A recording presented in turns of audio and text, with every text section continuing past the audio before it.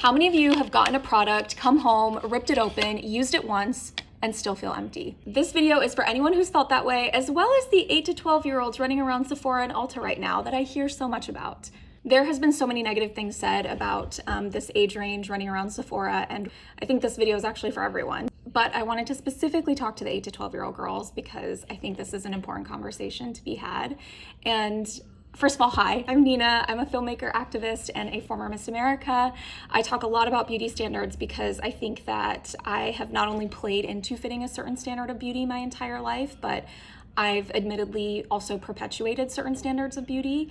And I decided 3 years ago that I no longer wanted to be a part of that stereotype and promoting unrealistic, unattainable standards of beauty. And that's a lot of what my work is now. A lot of you are probably getting your social media accounts for the first time. And when you log on, you're probably seeing something like this where someone is showing you a beauty product and I'm telling you, oh my gosh, look how amazing this looks and feels on the skin. It just glides on. And if you want to wake up like a dewy dumpling in the morning, you need this. Once you get your skincare in check, look at how pretty and pigmented this is. Can you see that? I get it. You're inundated by all of us talking about these products. And a lot of people do talk about these products, myself included. But I want you to think back to that first question I asked in the video. Like, once you get it, once you use it, do you actually feel happy from it? Like, is it actually fulfilling? The answer is most likely no, because the truth is that no matter what product you're using, you're not going to find happiness. You're not going to find your self-confidence, self-love, self-esteem in the bottom of an empty jar. You're just not. I know this to be true because I spent 20 plus years trying to find self-love and confidence from beauty products. I spent my entire life trying to feed into these beauty standards, and arguably in winning Miss America, that was a part of the facade and the allure of feeding into it, thinking that if everything looked perfect on the outside and if I was validated and society deemed me beautiful, that I would feel great on the inside. And I'm sad to say that that wasn't true. At the end of the day, these are just empty jars, and you can't find your self-worth and your confidence from any beauty product. That has to come from you. And that also has to come from thinking about why people are telling you that you have to look a certain way, or why people are saying that you need this product to feel happy or successful or find love or be popular or get the attention from whoever you want attention from. And that's simply not true.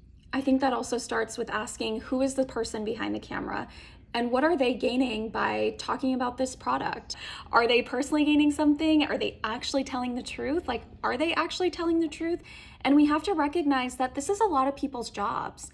And I'm not saying that it's wrong or anything, because of course I am in the beauty industry, but this is their full-time job. And oftentimes they're either getting paid to tell you about this product, or they are hoping that eventually it will be sponsored by working with said brand. So I think the intention is always unclear as to why people might be talking about a specific product.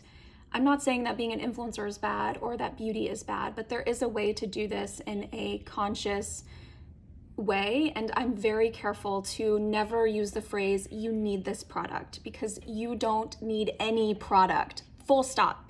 You do not need any product. And if someone says that to you, I would always question the ulterior motive of why they're saying that.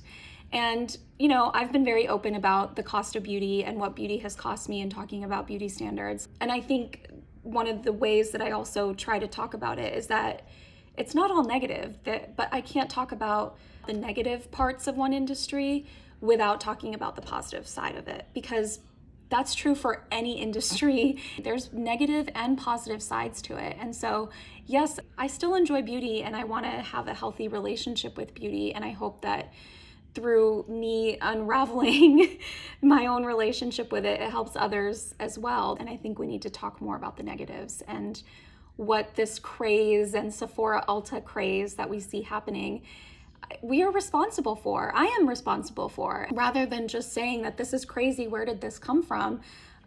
I think we have to acknowledge that we've also created this in this world of TikTok and social media. And the important conversation to be had is actually with you. Because I think one important thing to note is that majority of the people who are in this influencer space and are the large influencers that we know in the traditional sense, they grew up in a different time than you're growing up in right now. We had to play by certain rules and we weren't allowed to break those rules. And if we did, like, believe me, you were either the first to break certain rules or stereotypes. And now, like, you're an entire generation that doesn't have to play by the rules that we had to play by. And I think a lot of those rules are around beauty, and you're the first generation to have the opportunity to kind of rewrite those rules for yourself, because you don't need a 20-step skincare routine. You don't need a full face of makeup. You don't need to look a certain way to feel confident. That comes from knowing yourself, from finding who you are, and you're in that age of discovering who you are, which is so fun and hard and crazy, I understand, but you're also in a really fun age where you get to kind of choose what that is for you, and I want you to choose what feels right to you. It's easy to go along with the crowd, believe me, I know. It's much harder to do something that you yourself want or desire. So listen to that knowing inside you, listen to yourself, because that is the first thing that will give you all the confidence in the world, is knowing that you are listening to your inner self and those feelings of following your gut, following your intuition. And if something doesn't feel right to you, chances are it's probably not right. And so I encourage you to think past, the products and the empty jars. Yes, they're fun things to play with, and I enjoy playing with, and I'm not saying that that's not true, but you don't need a product to take care of yourself, to take care of your mental health, to take care of learning about who you are. And I just feel that this is the more important conversation to be had. So thank you for listening to my TED Talk Part 2, apparently. But if you have someone that you want to share this with, if you know someone, a parent maybe going through this, or if you're going through it yourself, like, believe me, I still buy products. I'm not saying I'm exempt from this message. I hope that this helps and we can, just address a little more of the negative, because we need to. Okay, bye. Hi, friends. Thank you so much for listening to this episode of One Layer Deeper. Please subscribe to the podcast if you have not yet. Also, let me know what you want to hear, what you want to talk about. I will see you next time. Thanks.